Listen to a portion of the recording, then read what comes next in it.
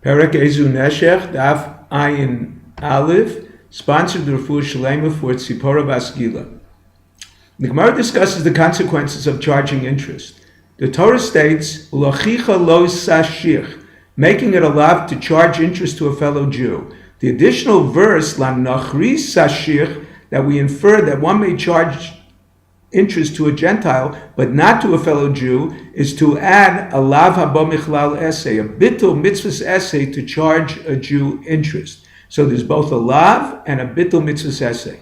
Rav teaches that the verse that states, Marve hono b'neshach v'sarbis l'choinin dalim yikbetzenu, one who makes money through charging interest, his earnings will be confiscated and distributed to Gentiles. The Gemara brings a brisa where Rabbi Shimon Elazar states that on the contrary, one who does not charge interest may have temporary financial setbacks, but will always bounce back. Not so for one who charges interest. Rav Nachman explains the verse to refer to interest charged even to a Gentile. La nachris sashich permits paying interest to a Gentile, but not charging a Gentile interest. This is to prevent a Jew from becoming accustomed to charging and charge a Jew. The Mishnah permits charging a Gentile. The Gemara explains that the Mishnah does not contradict the verse.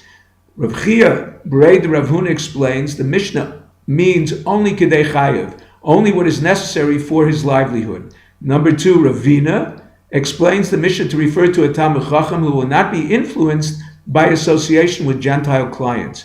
Any other money lenders could be influenced by them.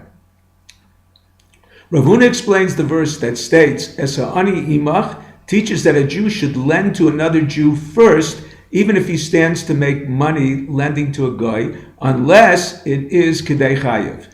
The Gemara digresses to teach a few laws concerning Hebrew slaves. Number one, the Gemara states, Koneh v'dino kinachri, meaning a ger can acquire a Hebrew slave, but after that time, after he dies, the slave does not finish his 7 years with the convert's children, unlike a Jewish master's slave, must complete his term with the master's children. Number two, women cannot acquire Hebrew slaves since they would be discreet about infidelity with their mistress.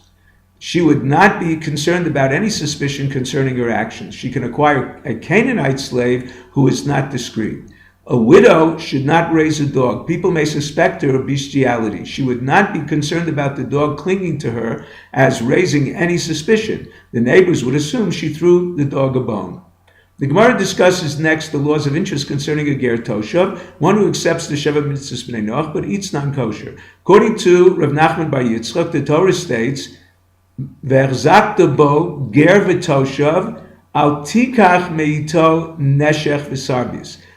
That requires of us, in other words, this verse requires of us to sustain the ger toshav, but regarding ribis, the verse says meito, in the singular form, referring to a ger only. In other words, one may collect interest from a ger toshav.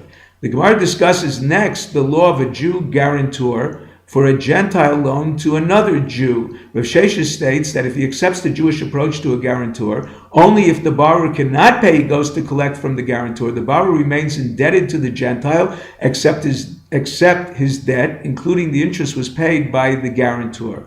The amount the borrower owes the guarantor is not paying interest. He is just reimbursing the guarantor. However, according to Gentile law, the creditor can go immediately to the guarantor. Therefore, it is as if the guarantor borrowed the money from the Gentile and the borrower from the Jewish guarantor. The Gemara discusses the last law of the Mishnah. A Jew may lend the Gentile's money with his consent, but not with the Jew's consent. A Jew cannot transfer a loan he received from a Gentile with interest without the Gentile's consent, whereas a Jew who lent to a Gentile with interest, the Gentile may transfer the loan to another Jew only without the Jewish lender's consent. First part works by way of a Gentile's consent, is that the first Jewish borrower is the agent of the Gentile for the second. However, there is no agency by a Gentile. Therefore, the Gemara explains the Gentile took it back from the first borrower and gave it to the second. We do not consider the loan as due to the first borrower's intent, but of the Gentile's own intention.